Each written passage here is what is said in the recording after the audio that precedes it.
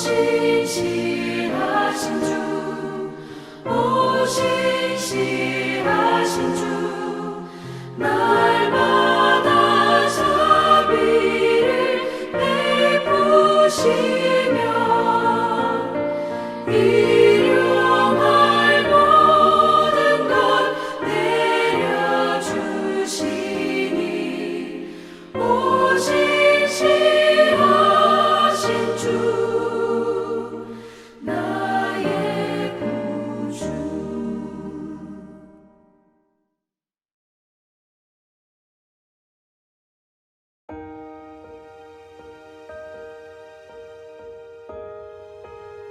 우리가 구조된 후에 안즉 그 섬은 멜리데라 하더라.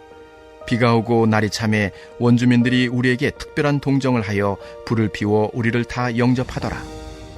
바울이 나무 한 묶음을 거두어 불에 넣으니 뜨거움으로 말미암아 독사가 나와 그 손을 물고 있는지라. 원주민들이 이 짐승이 그 손에 매달려 있음을 보고 서로 말하되 진실로 이 사람은 살인한 자로다. 바다에서는 구조를 받았으나 공의가 그를 살지 못하게 함이로다 하더니 바울이 그 짐승을 불에 떨어버리매 조금도 상함이 없더라. 그들은 그가 붙든지 혹은 갑자기 쓰러져 죽을 줄로 기다렸다가 오래 기다려도 그에게 아무 이상이 없음을 보고 돌이켜 생각하여 말하되 그를 신이라 하더라. 이 섬에서 가장 높은 사람 보블리오라 하는 이가 그 근처에 토지가 있는지라. 그가 우리를 영접하여 사흘이나 친절히 머물게 하더니 보블리오의 부친이 열병과 이질에 걸려 누워있거늘 바울이 들어가서 기도하고 그에게 안수하여 낫게 하매 이러므로 섬 가운데 다른 병든 사람들이 와서 고침을 받고 후한 예로 우리를 대접하고 떠날 때에 우리 쓸 것을 배에 실었더라.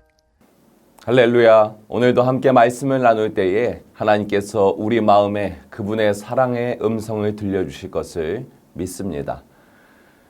하나님께 붙들린 복음 전도자 바울, 오직 하나님 나라 확장의 사명을 이루기 위해서 열정으로 가득한 바울. 그런 바울이기에 하나님께서는 바울이 탄 배가 유라굴로라는 광풍을 만났지만 결국엔 무사히 멜리데 섬에 도착하도록 인도 보호하십니다. 게다가 바울만이 아니라 함께 배에 있던 275명의 동승자들도 폭풍에서 살아남는 은혜를 맛봤습니다. 이러한 성경의 기록과 같이 하나님께 붙들린 사명자가 된다면 그 숫자가 한 사람일지라도 그 선한 영향력은 많은 사람들을 죄와 사망의 광풍에서도 머리털 하나 상함없이 생명으로 인도한다는 것을 깨달을 수가 있습니다. 이 은혜가 저와 여러분에게 함께하기를 간절히 소망합니다. 하나님의 은혜로 광풍을 지나 멜리데 섬에 무사하게 도착한 바울은 그 섬에 살고 있는 원주민들에게도 선한 영향력을 미치기 시작합니다. 멜리데 섬 원주민들은 심신이 매우 지쳐있던 바울과 일행들을 따뜻하게 불을 피워주며 마음으로 영접하는 모습을 보입니다. 그러던 중 바울이 나무 한 묶음을 모아서 불에 던지는 과정에서 독사에게 물리는 끔찍한 일을 당하게 됩니다. 독사가 바울의 손을 문채로 매달려 있는 것을 지켜본 원주민들은 저 사람들은 분명 살인자일 거야. 광풍 속에서는 살아남았지만 저 사람이 신이 독사를 사용해서 저 사람을 심판하는구나. 원주민들은 수군거리며 바울의 죽음을 지켜보고 있습니다. 여러분, 이 대목에서 우리는 세상 사람들 사이에서 통용되는 인과응보 사상을 뛰어넘는 하나님의 뜻을 목도할 수 있습니다. 세상 사람들은 일이 잘 풀리고 물질적으로 풍요함을 누리는 사람을 볼 때 저 사람은 복을 만한 자격이 있나 보다 라는 생각을 하며 내심 부러워하며 내심 그 인생을 흠모하기까지 합니다. 그런데 반대로 물질적으로 빈곤하거나 질병과 고통을 겪는 사람을 볼 때는 저 사람 인생은 뭐가 막혀있길래 저렇게 안 좋지? 혹시 큰 죄를 지은 건 아닐까? 속으로 이렇게 생각하며 더 심한 경우에는 가르침을 하려고 한다거나 정죄까지 뻗어갑니다. 그래서 멜리데 섬 원주민들도 독사에 물린 바울을 바라보며 이봐요, 뱀을 떼어내고 독이 퍼지지 않도록 팔을 단단히 묶읍시다. 우리 서두릅시다. 이렇게 말해주면서 응급처치를 하기보다는 저렇게 독사에 물린 걸 보면 신에게 심판받을 죄를 지은 사람일 거야. 그렇게 생각하며 또한 자기들끼리 그렇게 정죄를 수군거리며 바울이 어떻게 죽어가는지를 그저 지켜보고 있는 모습을 볼 수가 있습니다. 그러나 하나님의 뜻은 그런 인과응보 사상을 초월하여 바울을 통하여 드러납니다. 바울은 자신의 손을 물고 있던 독사를 불 속으로 던져버립니다. 원주민들의 예상처럼 도구로 인해 살이 부풀어 오르는 증상이 난다거나 도구로 인해 쓰러지거나 발작하는 증상도 나타나지 않았습니다. 바울에게 나타난 것은 그런 저주와 죽음이 아니라 그것을 이겨낸 하나님의 역사가 나타납니다. 마가복음 16장 15절에서 18절 약속의 말씀, 그것이 바울을 통해 드러납니다. 제가 봉독해 드리겠습니다. 또 이르시되 너희는 온 천하에 다니며 만민에게 복음을 전파하라. 믿고 세례를 받는 사람은 구원을 얻을 것이요 믿지 않는 사람은 정죄를 받으리라. 믿는 자들에게는 이런 표적이 따르리니 곧 그들이 내 이름으로 귀신을 내쫓으며 새 방언을 말하며 뱀을 집어올리며 무슨 독을 마실지라도 해를 받지 아니하며 병든 사람에게 손을 얹은즉 나으니라 하시더라. 아멘. 예수님의 이 약속의 말씀같이 온 천하에 복음을 전하라는 예수님의 명령을 따르고 있는 사명자 바울, 믿고 세례를 받은 바울, 그 바울은 뱀을 집어올리라는 예수님의 말씀대로 뱀을 불에 던져버렸으며 무슨 독을 마실지라도 해함을 받지 않는다는 예수님의 말씀대로 독사의 독이 바울을 죽이지 못했다는 것입니다. 물론 우리가 이 예수님의 말씀을 일상의 모든 상황마다 문자 그대로 적용하려고 한다면 그것은 참으로 영적으로 무지한 자세입니다. 하나님은 멜리데 섬에 복음이 전파되고 그 복음이 구원의 역사를 일으키게 하려는 선한 뜻을 품으셨기 때문에 바울에게 예수님의 말씀이 문자대로 그대로 나타나게 하신 것이죠. 온 천하에 복음을 전하는 것이 순종하는 바울을 통하여 하나님의 그 선한 역사를 일으키고 계신 것입니다. 그리고 바울을 통한 그 하나님의 역사를 경험하게 된 멜리데 섬 주민들은 인간 세계에 통용되는 인과응보 사상이 깨져버립니다. 기존에 그들이 옳다고 믿고 있던 이해와 지식이 초라하게 되는 것을 느낍니다. 본문 6절을 보니 그들은 독사를 떨쳐내는 바울을 보며 그가 신이라고 생각하고 말하기 시작했습니다. 살인자로 여겨지던 그 바울이 그새 신이 되어버렸죠. 앞서 루스드라에서 바울이 병을 고치는 사역을 섬겼을 때 그 주민들도 바울과 바나바를 제우스랑 헤르메스의 신이라고 부르며 경배했던 것처럼 말입니다. 오늘 본문에 기록되어 있지는 않지만 사명에 충만한 바울은 당연히 이번에도 자신이 신이 아니라 자신이 믿는 신은 하나님과 그의 아들 예수라고 밝혔을 것이 분명합니다. 이렇게 바울이 독사에 물리는 사건을 통해서 오히려 원주민들은 우리가 믿고 있는 것보다 더 초월적이며 전능한 무엇인가가 또 있구나. 저 바울이라는 자가 그것을 섬기고 있구나 라는 생각을 할 마음이 열렸다는 것이죠. 모든 것 위에 뛰어난 전능한 존재, 즉 하나님과 그 아들 예수 그리스도에 대한 복음을 받아들일 준비와 머리가 이제 준비되고 있었다는 것이죠. 하나님은 거기까지 생각하시고 복음을 충성스럽게 전하고 있는 바울이 독사에 물리는 끔찍한 사고를 허락하신 것입니다. 여러분, 이와 같이 놀라운 구원의 역사가 펼쳐지는 것입니다.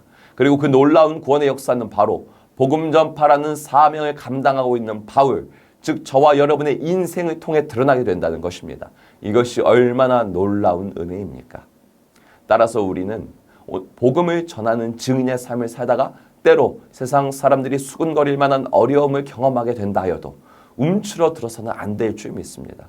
바울과 같이 예상 못한 사고를 만났을 때, 믿음 없는 자들이 수군거릴 만한 어려움을 만났을 때에 우리는 어떻게 해야 하는지 주님이 알려주십니다.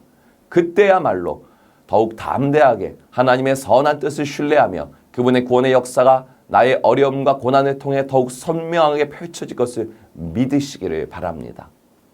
이어지는 본문 7절을 보니 독사에 물리는 사건이 이슈가 됐던 것인지 멜리데 섬에서 가장 부유하고 가장 권력 있는 보블리오라는 그 자가 바울의 일행을 영접하여서 친절하게 섬기게 됩니다.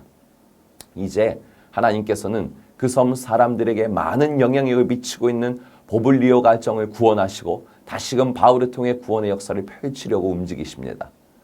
바울 일행이 보블리오의 집에서 머물다 보니 자신을 친절하게 섬겨주고 있는 보블리오의 아버지가 열병으로 누워있는 것입니다. 바울은 열병으로 고통받는 그 영혼에게 다가가 손을 얹고 예수의 이름을 의지하여서 기도합니다. 바울이 안수기도로 병을 고친 것은 사도행전의 기록 중에 이 멜리데 섬에서가 유일한 기록입니다. 그러나 꼭 손을 대지 않아도 바울은 그간 선교 여행을 해오며 예수의 이름을 의지하여 선포할 때에 나타나는 구원의 역사, 그 표적들을 이미 많이 경험한 상태죠. 예수의 이름으로 기도하고 선포할 때 영혼들이 묶여있던 것이 악한 것이 떠나가고 육체를 고통스럽게 하던 질병이 치유되고 사람들이 성령을 받게 되는 것을 경험했던 바울입니다. 그래서 이번에도 예수의 이름을 의지하여 손을 얹고 기도하기를 망설일 필요가 없던 바울인 것이죠. 여러분, 바울과 같이 복음의 일꾼으로 부름받은 우리도 손을 얹고 안수하여 기도하든 아니면 그냥 선포하며 기도하든 무엇이든 좋습니다. 그것은 상황이 허락되는 대로 바뀔 수 있습니다. 중요한 것은 우리가 예수 그리스도의 이름으로 의지하여 기도할 때 우리 가족 중 아직 죄악에 묶여있는 자들이 죄에서 자유함을 얻게 된다는 것을 믿으시기 바랍니다. 바울이 예수의 이름을 의지한다면 자유케 될 것을 믿고 기도한 것처럼 우리도 믿음으로 기도해야 하는 줄 깨달으시기 바랍니다. 우리가 예수의 이름을 의지할 때 그 약하고 악한 것들이 고침받고 성령이 임하게 될 것입니다. 이 믿음이 우리와 가정과 교회 안에 충만하기를 소망합니다. 마지막으로 본문 9절에서 10절을 보니 보볼리오의 아버지는 예수의 이름으로 치유를 받고 그 소문은 빠르게 주민들에게 퍼져나갑니다. 질병과 연약함으로 고통받는 많은 자들이 예수의 이름을 의지하여 기도하는 바울에게 찾아왔습니다. 복음 전파의 장을 하나님께서 활짝 열어주고 계신 것이죠. 바울은 예수 그리스도의 이름으로 3개월간 멜리데 섬에 있는 많은 병자들을 고쳤고 그 예수의 이름으로 멜리데 원주민들의 심령에 예수의 이름을 새겨줄 수 있었습니다. 바울과 그 일행이 유라굴로의 광풍을 경험한 후 도착한 멜리데 섬에서 그 섬 사람들에게 도움을 받아야 하는 존재처럼 보였으나 시간이 지나면서 보니 도움을 받는 존재가 아니라 도움을 주는 존재. 정확히 말하면 바울은 멜리데 섬에서 하나님의 복을 흘리는 통로가 되는 것이죠. 여러분, 이와 같이 우리가 때로 약해 보이나 우리가 때로 예수 믿지 않는 사람들보다 부족해 보이나 결코 우리는 세상 사람들에게 짐이 되는 존재가 아닙니다. 하나님이 그렇게 내버려 두지 않으십니다. 우리는 너희는 세상의 빛과 소금이라고 우리에게 역할을 명확하게 알려주신 하나님을 기억해야 합니다. 저와 여러분은 하나님을 굳게 신뢰하고 복음의 사명을 감당한다면 우리가 세상 사람들에게 예수 그리스도라는 그 복을 흘리는 존재로 사용해 주신다는 겁니다.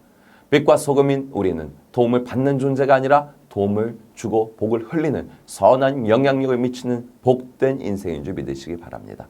하나님은 복음 증거에 충성스럽게 매달리는 자에게 그렇게 부족함 없이 채우시고 이끄시는 하나님이 됨을 믿으시기 바랍니다. 오늘 본문 마지막에 보니 멜리데 섬 사람들이 그 섬을 떠나려는 바울과 일행들에게 필요한 자원을 선물해 주는 것을 볼 수가 있습니다. 유라굴로 광풍 때문에 바다에 다 빼앗겼던 자원들을 다시 채워지는 것이죠. 복음 전도자 바울이 그 사명을 감당하러 떠나기 위해 필요한 모든 자원을 하나님이 채워주고 계시는 것이죠. 사랑하는 여러분, 이와 같이 우리가 온전히 복음만 붙드는 인생이 된다면 하나님은 우리가 그 사명을 감당하기 위해 필요한 모든 것도 타이밍에 맞게 더해 주시는 분인 줄로 믿으시기 바랍니다. 오늘 하루도 저와 여러분이 복음의 증거자로 살아가는 것이 가장 복된 것임을 믿으시면서 일상에서 복의 통로로 쓰임받을 수 있음을 믿으시기 바랍니다. 이 은혜를 누리는 복된 하루가 되기를 소망합니다. 이 시간 함께 기도하기 원합니다. 예수의 이름으로 전하는 복음 전도자의 삶이 가장 행복한 삶인 것을 고백합니다. 복음에 붙들린 삶을 살아갈 때에 우리를 통하여 많은 사람들에게 복이 흐를 것을 믿습니다. 오늘도 충만케 하여 주시옵소서. 다가오는 9월 영혼 구원, 그것을 마음에 품고 맞이하는 내가 되게 하여 주시옵소서. 온 한 영혼을 주님께로 인도하고 싶은 사랑의 마음을 나의 안에 부어주시옵소서. 우리 함께 기도합시다.